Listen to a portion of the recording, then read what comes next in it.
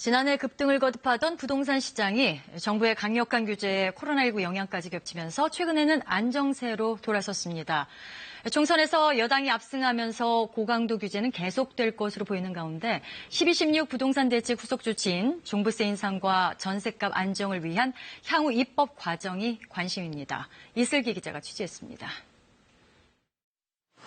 재건축을 추진 중인 서울 강남의 한 아파트입니다.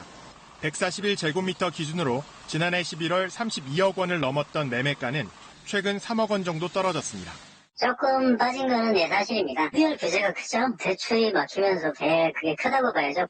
현 정부 들어 올해 초까지 19번에 걸친 고강도 부동산 대책이 나온 데다 코로나19 여파가 맞물리면서 서울 부동산 시장은 내림세로 돌아섰습니다. 그러나 임대 시장은 여전히 불안합니다. 지난달 서울 전세 가격 지수는 100.7을 기록해 2003년 조사 이후 최고치를 기록했습니다.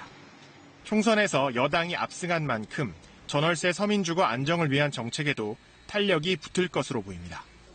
특히 첫 임대계약 2년이 끝나도 2년 더 살 수 있도록 임차인에게 갱신 청구권을 보장하고 임대료 상승을 5%로 제한하는 법안이 20대 국회에 제출된 상황. 다만 집주인의 재산권을 침해하고 초기 임대료 상승을 부추길 수 있다는 우려가 정부와 여당의 고민입니다.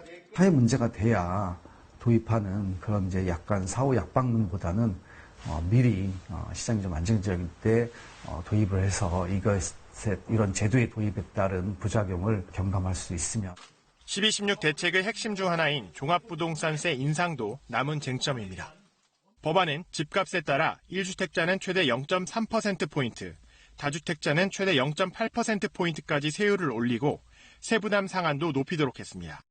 하지만 선거 과정에서 1주택자의 종부세 부담을 덜어주자는 주장이 나와 향후 결론이 주목됩니다. 입법화되지 않으면서 결국 정부 정책이 강하게 될 것이냐에 대해서 의심이 되면 이게 결국에 주택가격 상승으로 이어질 우려는 있는 거죠. 다만 수요를 강력히 억제하는 정부의 부동산 정책 기조는 변함없이 유지될 것으로 보여 적어도 매매 시장의 경우 안정세가 이어질 것이란 전망은 우세합니다. KBS 뉴스 이슬기입니다.